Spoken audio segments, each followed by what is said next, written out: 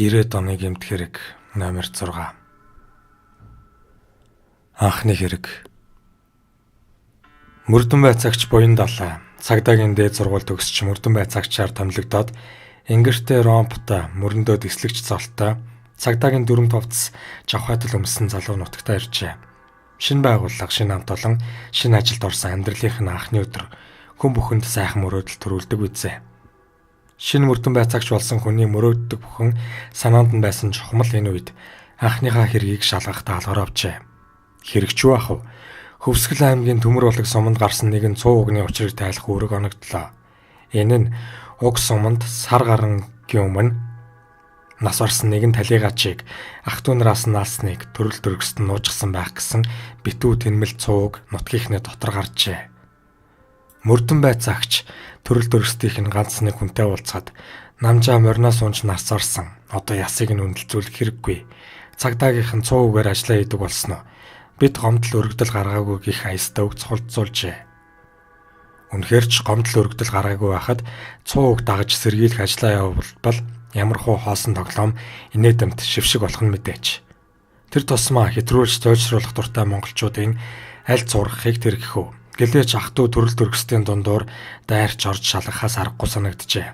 Энэ явдал 1990 оны 7 дугаар сард болсон бөгөөд өнөөгийн хэрэгтэн дөгөөжтэй үндсэн хууль сургаггүй байсан нь наз. Хамгийн тулхтай гол нотлох баримтыг олъёг үл гүүрэнд үзлэг хийх хэрэгтэй байв. Үүнийг төрөл төрөсөд болон бусад хүмүүст мэдэгдэлгүй чимээ дулаангүй хийхээс аргагүй байдаг. Намжаа нурд нь өвчин зовлон ярьж байгаагүй 1990 оны 7 дугаар сарын 10-ны өдөр генет нас орсныг нутгийнх нь хүмүүс сонсчээ. Гэр бүлийнх нь мориноос унаж гэмтээд нас орсон гин шарлыг хан жаргалант гэдэг газар далд оршуулсныг тогтоон 8 дугаар сарын 7-нд цагдаагийн ажилтан прокурор шүүх эмч гэрчүүдийн бүрэлдэхүүнтэй шарлыг ухахаар очицоожээ. Оршуулсан газарт 2.6 м урттай 1.3 м өргөнтэй цементэн хавтан ямар нэг нэр хөшөө тавилгүй оргисон байв. Хавтан гавч хар шороогоор битүү болсон нүхийг ухсаар байтал хар улаан даавуугаар бүрхсэн ерийн л нэг модон авс тулжээ. Авсыг гаргаж ирж тагийг нээхэд торгоор оруулсан цогц халуун зуунд хөөж томрон ногоон өнгөтэй болж арьс нь ихэнх газараараа хууржээ. Хамар нь алчиж нүүртэйгээ тэгшэрсэн байх бөгөөд битүү савн дотор байсаар ялзарч игсэн хүүрийн өмхий хихрүүлгэн өнөр ханх тавьж байв. Шүүх эмч үслэг хийсээр толгойд ургасан 11 см урттай үсийг нас барсан хүний ус хумсаа ургасаар байдаг. Хусаж хуйхыг авч ясын цэвэрлээд үзэхэд зулаан гол хэсэгт баруунасаа зүүн тийш 6.5 см урт цуурсан байлаа. Гадна хуйхны эдисүүдэд шархны улмөр тодорхой байв. Гавлыг эдмүрийн баримтаар авч цогцсыг дахин оршуулжээ. Ямар ч байсан буян далай хохирогчийн өвглийн шалтгаан анхдагч гол эдмүрийн баримтаа гартаа хийж авлаа. Гэвч энэ баримт нь хэрэг гарсны баттай баримт биш. Үнэхээр мориноос толгоогоор оёмцохож унсан ч ийм гэмтэл авч болох билээ. Тэгэхдээ одоо төрөл төрөсд рүү шийдвэртэй давшиж шалгахаас аргагүй. Энэ давшилт амжилтанд хүргэжээ. Талигачийн эхнэр Должинжав анхны үнэн зөв мэдүүлгийг өгөв. Миний нөхрийг дүү Нямсүрн нь өний модоор толгойд нь цохиж алсан гэж би мэдсэн. Гэвч ах トゥ нар нь бүгд цугулчихсан байх та. Энэ явдлыг сэргийлэхэд хэлээд явах гэсэн яриа гарсан тул би хэлэх хэрэггүй юм гэж бодсон. Талигаач тархиндаа гэмтэл аваад ухаангүй байсаар гэртээ 7 дугаар сарын 10-ны 13 цагт нас орсон юм. Тэр үед эмч ирэхэд цохиулаад гэмтсэн юм гэж би хэлж байсан л да. Талигаачийн эцэг ядам сүрэнгуай гэрэгт нь би айгаад мориноос унж гэмтээд нас орлаа гэж хэлсэн. Эргэн тойрны ах トゥ нарынх нь дарамтыг сөрж олоогүй юм гэжээ. Энэ үндэслэлээр бүх төрөл төрөстийг байцааж дүү Нямсүрэнг баривчилж цагдаа орж мөрдөн байцаалт явууллаа.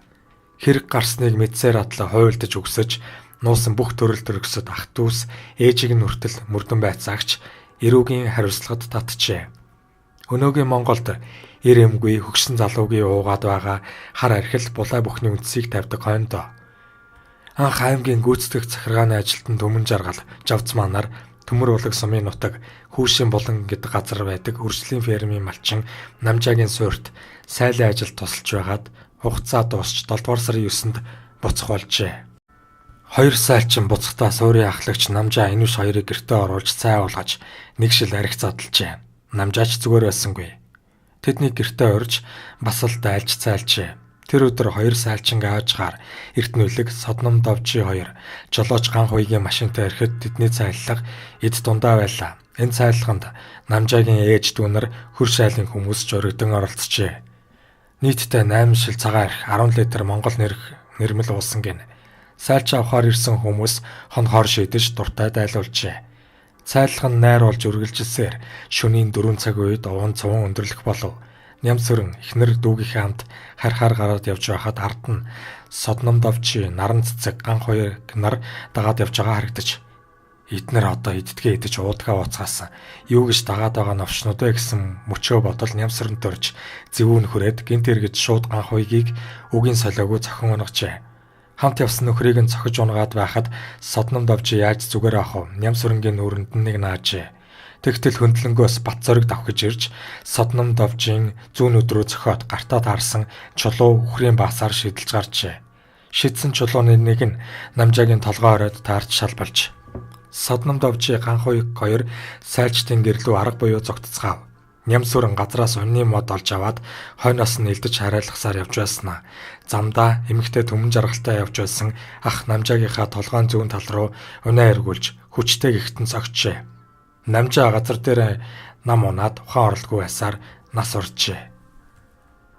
Шүүх эмнэлгийн дүгнэлтэнд хохирогчийн зүүн талын шанаа ясны хугарал, суур ясны гэмтэл, зулаан зөөлөн эдлэлтийн хуухны язрал, цус суралт зэрэг гэмтэлтэй байна. Хохирогч энэ гэмтлийн үеийн шокоор нас урсан гэж дүгнжээ. Эндээс зүүн шанаа ясны хугарал, суур ясны гэмтэл нь Нямсүрэнгийн онь зохиулсан гарцаагүй. Харин зулаан зөөлөн эдийн хуухны язрал нь хамт явсан гэрчүүдийн мэдүүлгээр бат зоригийн шидсэн чулуунд гэмтэл авсан байжээ. Энэ үйлдэлтэй толгойд учирсан хоёр гэмтэл нь бие биедээ нөлөөлсөн мэдээж боловч толгой ясны хугарлал үхэлд хүргэсэн аж. Ингээд мөрдөн байцаагч буян далаа ах トゥ төрөл садангийн 9 хүнийг яллагдагчаар татаж мөрдөн байцаалтын ажиллагаа явуулаад шүүхэд шилжүүлжээ. Хөвсгөл аймгийн ардын шүүхийн урал 1991 оны 2 дугаар сарын 8-нд жаргалантад олны өмнө хийж шүүгч Батэрдэн даргалжээ.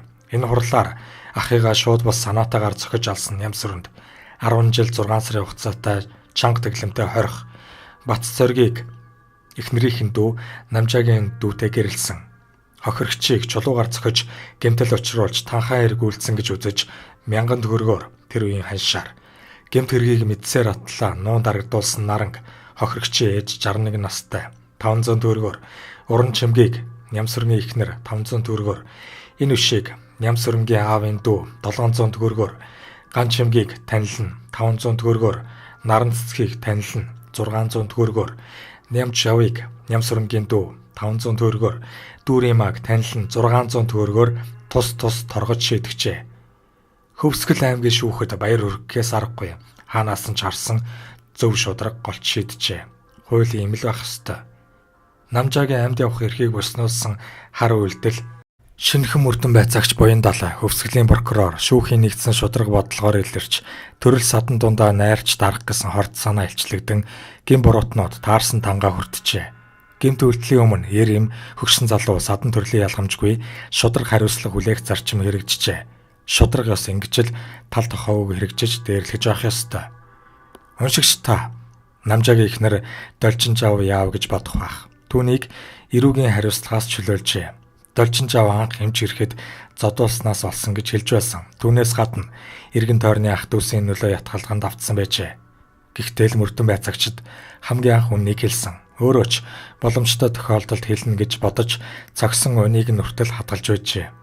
Үр хүүхдэд эврээд хань нөхрийнхөө хойноос нулимс суулсаар энэ хэргийн хамгийн их хохирол нэрмээсийг амьдралдаа үрж үлдэх энэ бүсгүйг яллаагүй мөрдөн байцаагч шүүгч нар голч шудраг хандчээ ихээс аргагүй биз. Бас л зөв. Энэ дашрамд хэлэхэд Хөвсгөл аймгийн шүүх өнөөгийн аригталт гэмт хэрэг дэг журамгүй явдалтай үнэхээр байлдаж байх шиг санагдсан. Өнгөрсөн жил хүчингийн хэрэгтэнд цаазаар авах ял унснаас хүчин бараг гараагүй одоо ч гарахгүй байгаа. Мөрдөн байцаалтанд хамт олонны даалтанд өгчдөг юм болов уу гэж бодож байсан хэрэгтэл 1 жил 6 сарын 20 өгчлөө.